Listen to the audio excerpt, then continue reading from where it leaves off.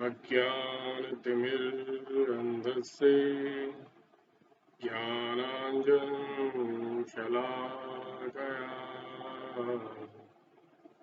चक्षुरुन्मिलितं येन तस्मै श्रीगुरुवे नमः। ॐ अखण्डमण्डलाकारम् व्याप्तं येन चराचरम् तत्पदं दर्शितं येन तस्मै श्रीगुरुवे नमः। Shivom friends.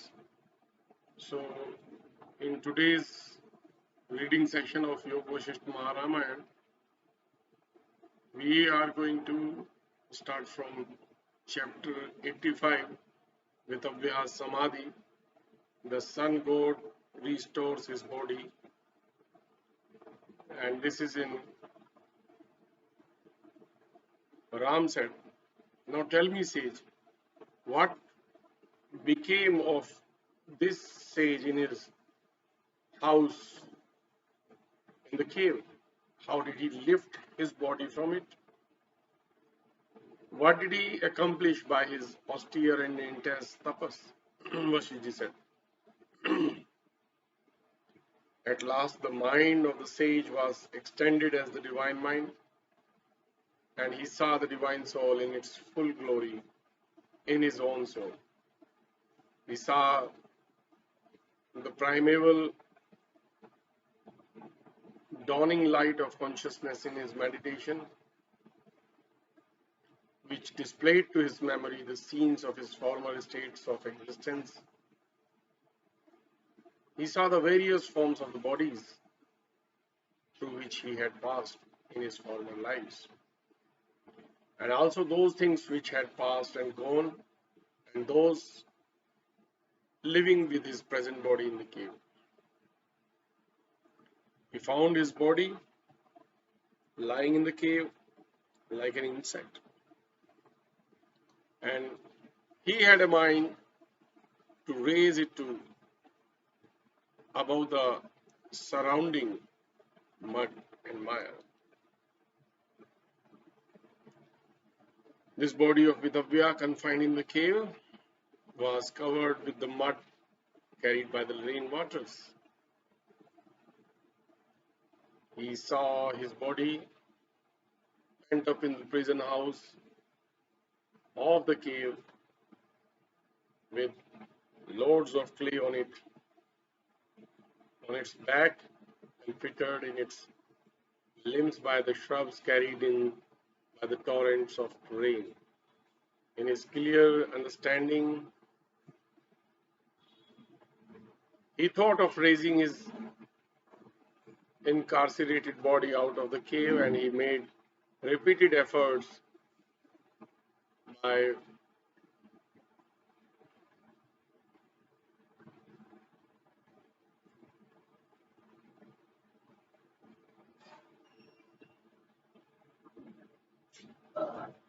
force of his breathing to extricate it from its confinement. With all his efforts, he found it impossible for his bodily powers to extricate himself and walk upon the ground. So he exerted his spiritual power to raise his spirit to the awe of the sun. He thought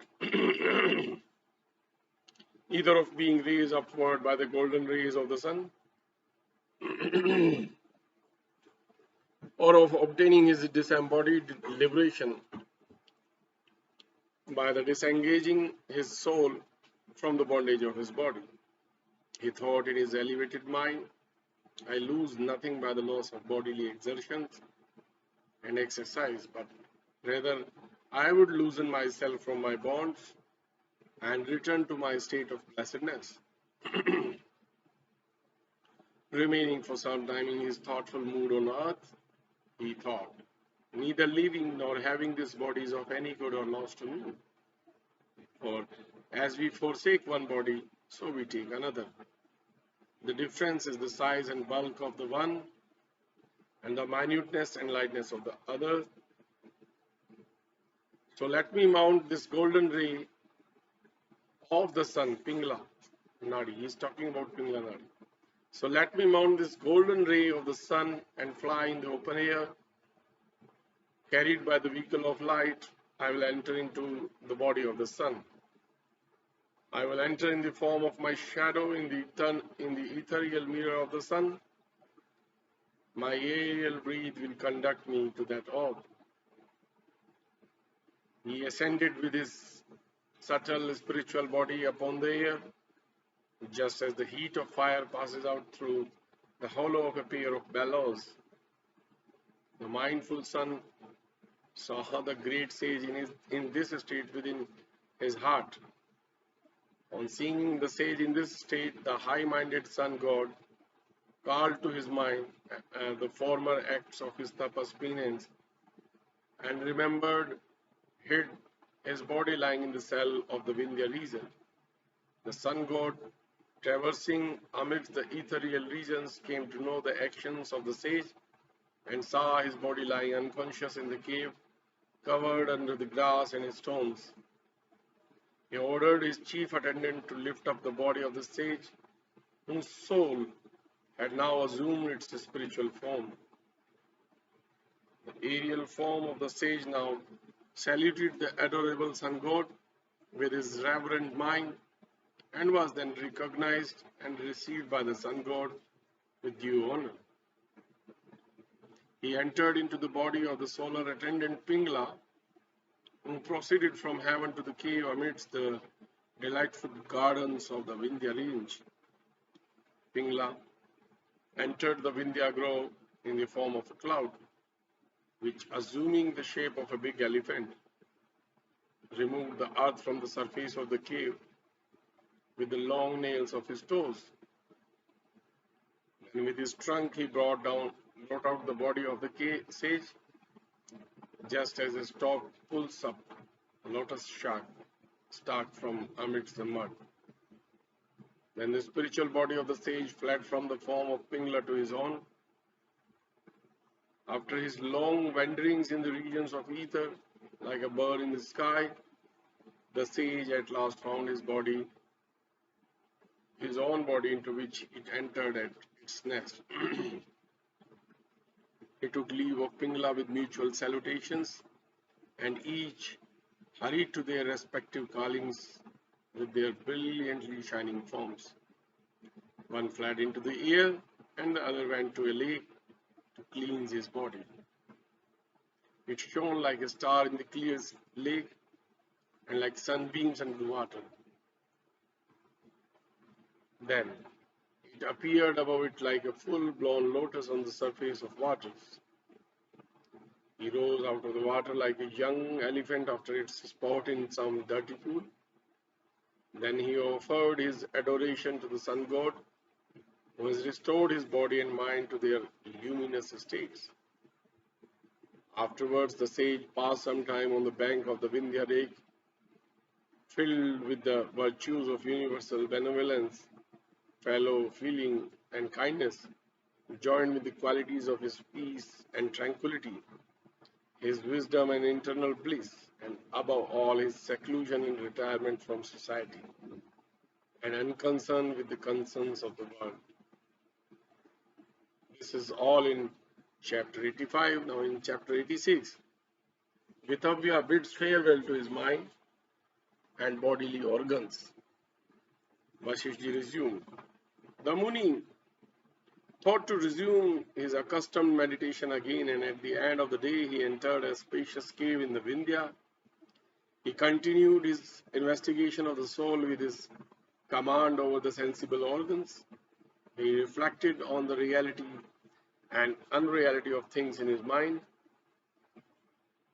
I find, thought he, these organs of sense, which before were under my control and now set at liberty in the exercise of their various functions. I will now cease to think concerning the existence and non-existence of substances. I will recline solely with my steady posture on that being. I will remain wakefully, inwardly, appearing outwardly as if I were dead and or asleep. Yet I am conscious in my unconsciousness as the quiet and living soul. Thus I will continue both with the vigilance and inactiveness of my spirit in the state of my mutism, walking as if asleep and sleeping as if awake. I will remain in my mental inactivity state of turiya, which is neither dead nor living. I will remain retired like a rock from all things, even apart from my mind, and dwell in the embrace of the all-pervading soul. I will abide with the universal spirit in my tranquility, having ease from all disease. Having mused in this manner, he sat in meditation for 6 days and nights, after which he has roused like a passenger wakes after his short nap on the way. Then this great Tapas yogi, having obtained the consummation of his tapas, passed his long life in the state of his living liberation. He took delight in nothing and hated nothing. He felt no sorrow for anything and no pleasure in anything. Whether walking or sitting, he was thoughtless of everything. His heart was void of cares, and he conversed with his mind alone at pleasure. He said to his mind, O Lord of my senses, see the unstained joy without decay that you enjoy in the tranquility. Tell me if there is any greater joy than this to be found on earth. Therefore, mine, who is the fleetest of all things, repress your flight and excitability. Rely on your cool composure for your lasting happiness. O my mischievous senses, and O you my perverted organs, you have nothing to do with me. The stiffness of the outer organs is the cause of their failure. The will of the mind is the cause of its disappointment. Neither of these has the power to protect me from evil. Those who believe the senses are the same as the soul are as deluded as mistaking the rock for a snake. To take what is not the self for the self is the same as taking an unreality for reality. Lack of reason produces this mistake, but right reason removes the fallacy. You, my senses, you, my mind, my living soul are different things, quite separate from the unity of Brahma. The mind is the active principle and consciousness is passive. So neither is related to the other. The union serves to produce the same effect. Just as the wood that grows in the forest, the rope made of flax or hide, the axe made of iron, and the carpenter who works for wages all combine to build a house. Such is the accidental conjunctions of different things that becomes the efficient cause of producing certain effects, which could never result alone, as in the case of house building just mentioned. So also, the various acts of the body, such as the speech and all other works, are affected by the accidental and simultaneous union of the different organs of the body and mind without the waste or impairing of any of them. Thus, When the forgetfulness of death and sleep are buried in oblivion, the memory is awakened. Upon the renewal and waking, that which is not in actuality is again brought to the position of actuality.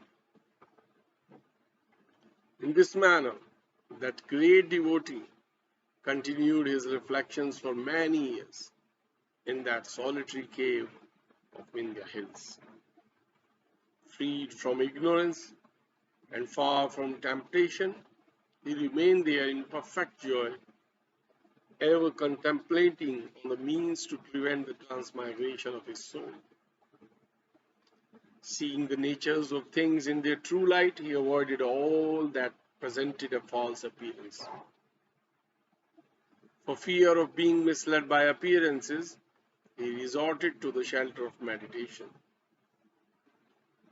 Having his option of choosing what he liked from whatever he disliked, he was indifferent to both.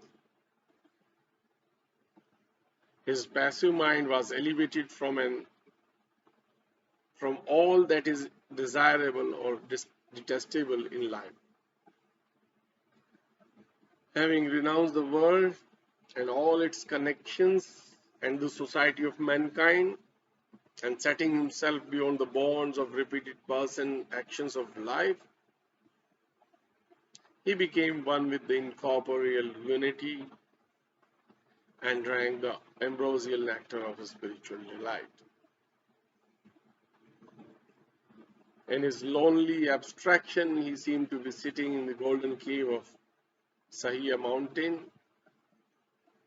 He looked upon the entangled paths of the world below without any desire of walking in it or mixing in its treacherous society. Then, sitting in his erect posture, he thought to himself, Vitahavya thinking, be passionless of my impassioned heart, and rest at ease my intolerant spirit. I bid you farewell. O you enjoyments of the world that have tempted me to taste your bitter pleasures in innumerable births and transmigrations, your pleasures have deluded me for so long, like the indulgences of children. Now I see them placed above your reach by the absence of desire in my state of holy and heaven-born nirvana trance. I hail you, O spiritual delight, that made me forget my past pleasures. I thank you, pains that have led me to the inquiry of the soul with so much intense enthusiasm. It is by you, O sore misery, that this blissful state is revealed to me. You are to be thanked for bringing me under the cooling shade of heavenly delight. Thank you, O adversity, for you have revealed the joy of my soul to me. I bless you, my friend, for your making the vanity of worldly life known to me. O my body, that is so intimately united with me, I see your union to be only a temporary one, like the short-lived amity of interested men who forsake their beneficent friends in a moment. Thus I am forsaken by all my bodies in my various bygone births, so my soul has forsaken them all in its repeated transmigrations in different forms of living bodies. Even in my present state, my body brings its own ruin on itself by being slighted by the soul's advancement in spiritual knowledge.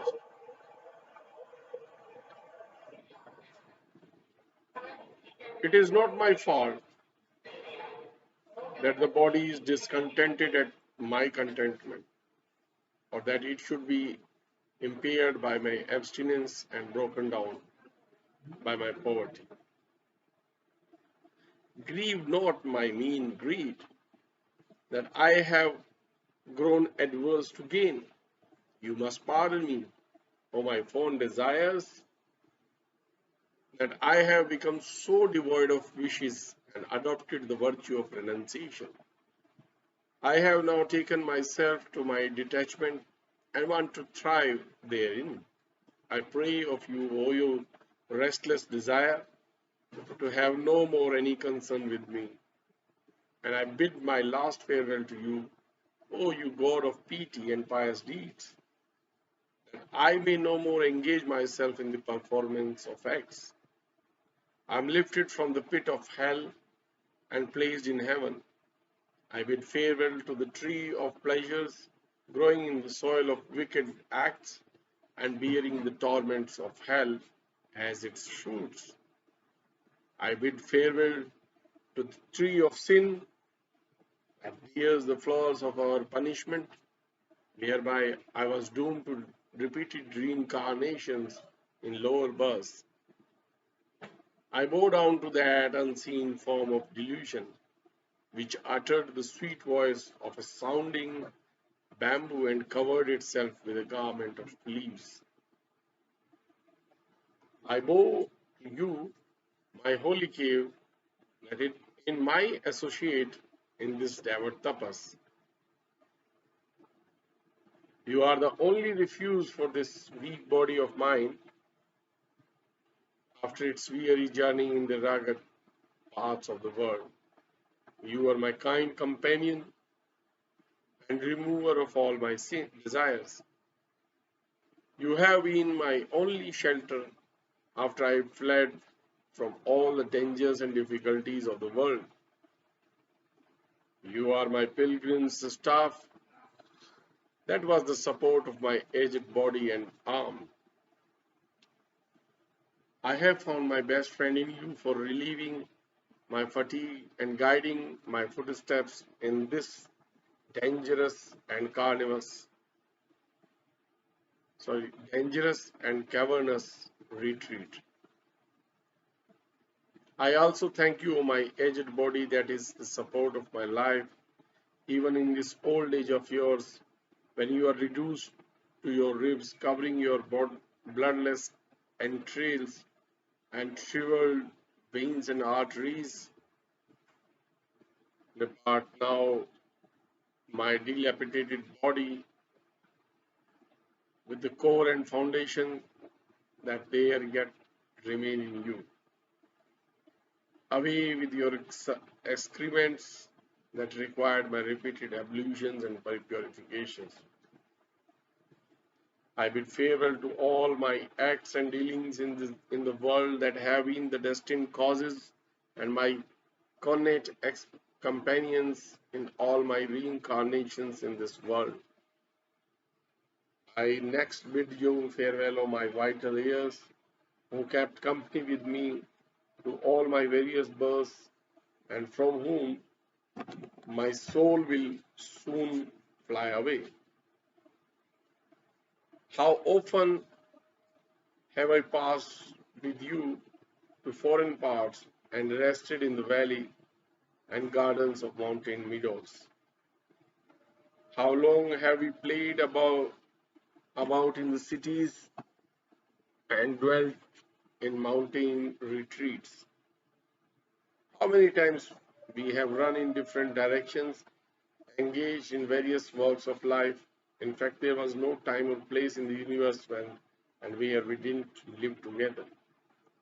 In truth, I have never done or seen or given or taken anything apart from you. Now I bid you farewell, my friend, as soon as I must part from you. All things in the world have their growth and decay and are destined to rise and fall by turns. So also are the union and separation of things, the unavoidable course of nature. Let this light, which is visible to sight, re enter the sun from where it proceeds. Let these sweet scents which come to my smell mix with flowers from which they are breathed and blown. Let me, my vital breath and vibration, join with the ethereal air. Let all the sounds I hear return from my ears to the empty sphere. Let my taste revert to the awe of the moon from where it has sprung. Let me be as quiet as the sea after its churning by Mount Mandara, and like the cool hour of the evening after the sun has set. Let me be as silent as the dumb cloud in the autumn, and as still as creation after the great deluge at the end of the Kalp age. Let me remain thoughtless as when the mind is concentrated on the syllable of Om, and when my soul rests in the Supreme Soul, let me be as cold as when fire is reduced to ashes, and as extinct as the extinguished lamp without oil. Here I sit, devoid of all actions, and removed from the sight of all living beings. I am freed from the thoughts of worldly things. I am resting in the peace of my soul, which is seated in my crown Brahmarandra hole at the top of the head. So this is all in chapter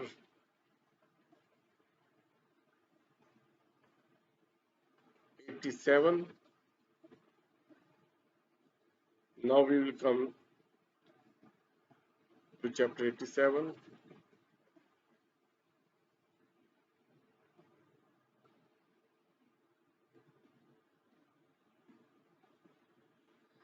In the chapter 87, Vitahavya Samadhi, union with all is discussed. Vasishtha continued.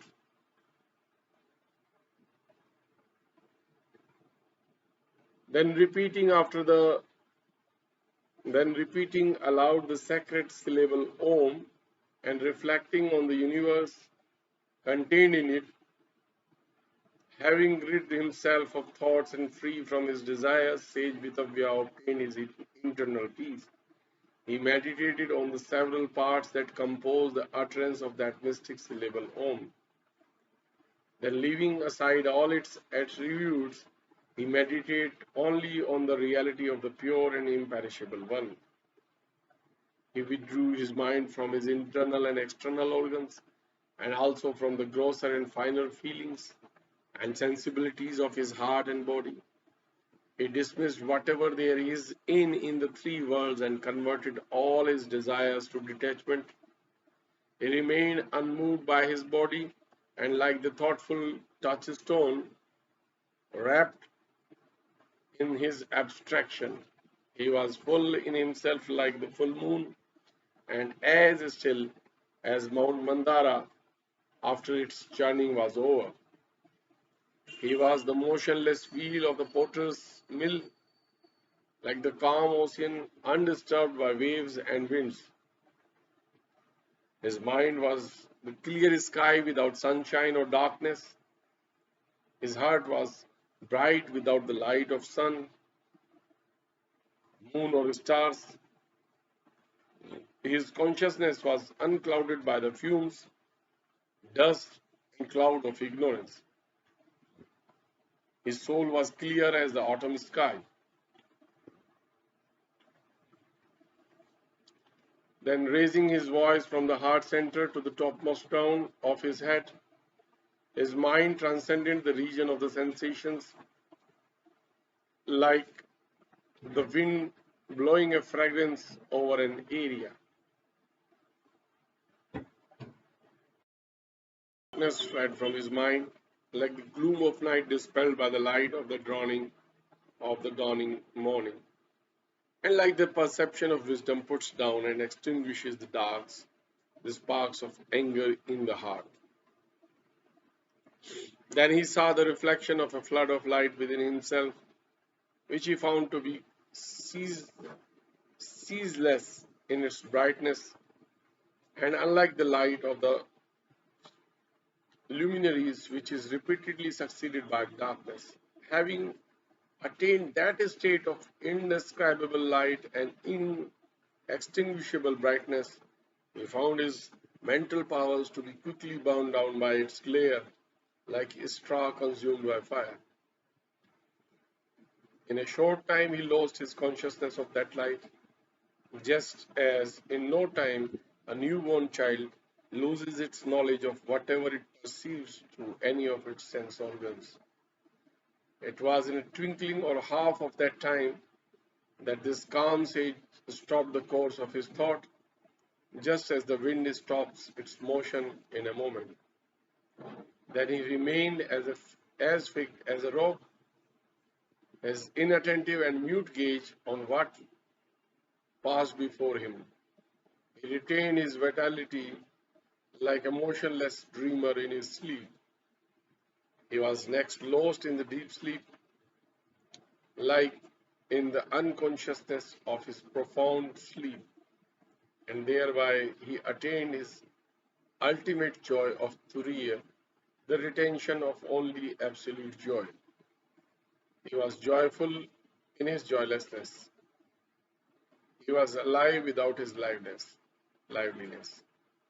He remained as something in his nothingness and was blazing amidst obscurity. He was conscious in his spirit without consciousness of the senses. He was the Shruti scriptures say, neither this nor that, nor the one or the other. He therefore became that which no words can express. He became that transparent substance which is transcendently pure and purifying. He was that all-pervasive something which is corporate with nothing. He was the vacuum of vacuists and the Brahman of the Brahmists. He was the knowledge of Gnostics and omniscience of scientists.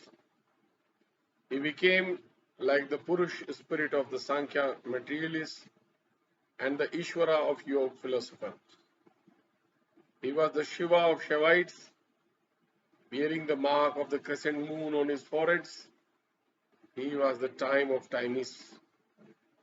He was the same and with the soul of souls of the psychologists and as the no soul of physicists. He was similar to the middle way of the Madhyamics and the all of the even-minded pantheists. He was identified with the main truth of every religion and the essence of all creeds. He was identical with the all-essential and universal reality. He was identical with the supreme and unimpaired light, which is seen in all luminous bodies. He was one with the inner light, which he perceived to be glowing within himself. He became the very thing which is one and many, which is all and yet nothing, which is simple and combined with all, and which is that which is Tat Sat. In short, he remained as the one without decay or beginning, which is the one and many, simple without parts, purer than the pure ether, the Lord God of all. So this was all in this chapter 87. We will take another chapter 88, lessons to be drawn from Vitahavya's Tapas. Vasishtha continued, after Vitahavya had passed beyond the bounds of nature and crossed this ocean of misery, he also pacified the fluctuations of his mind. Being thus calmed and brought to the state of perfect inertness, he was absorbed in his ultimate mental impassiveness, like a drop of rainwater and the particles of waves mixed in the ocean. Sitting continually in his mentally inactive state, his body became thin and lean, without food and its functions, without water and nourishment. It quickly decayed like a like a ladding lotus in winter.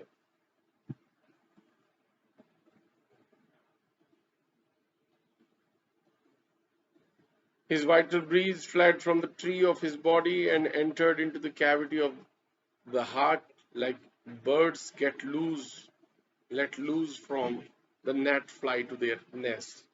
His physical body, composed of flesh, bones, and the organs of sense, remained beneath the shady branches of the woodland retreat, but his spirit roared beyond the bounds of the elemental worlds above. His individual consciousness was absorbed in the ocean of universal consciousness, just as the particles of metallic substances are fused together in the same metal. So the soul of the sage found its rest in its intrinsic nature of the Supreme Soul. Thus, have I told you, O Ram, about the rest of the sage in his torpid quietism? All this is full of instruction, and you must consider well its hidden meaning. O Ram, know that by your good gifts of these things and perfections, you will be able to attain that state of beatitude. O Ram, consider well all that I have already told you and what I will expound to you now and in future. As I myself have known and well considered all these things in my long life, and by my experience of the past and my knowledge of present and future events, so will you be also. Therefore, have the clear sight and cleverance of the sage, as I have shown you, and know that only through your transcendental knowledge can you have your emancipation in both worlds. The light of knowledge dispels the darkness of ignorance and destroys the mist of false fears and sorrows. Knowledge alone is the cause of that result which nothing else can bring about. See how sage Vitahavya destroyed all his desires by means of his knowledge, and how he cleared the mountain of his mind from all its poisonous plants of worldliness. His conscious, clairvoyant knowledge of other spheres led the sage to penetrate the solar orb of his desire on the wings of his rays, and from there return to restore his buried body from the cave of earth. This sage was the personification of the mind, and it is the mind which is personified in the consciousness or visible forms of I, you, he, and this other. The mind is also this world which consists in it and without when it is not known to it. By knowing the transcendental truth and being freed from the faults of passions and feelings, and far removed from the faults and frailties of the world, the silent sage followed the dictates of his mind and thereby attained the endless bliss of his soul, the supreme good of human life. And with this, chapter 88 comes to an end, and we rest our session here today. We'll meet again with the reading of next chapter onward. Until then, Shivoham, friends.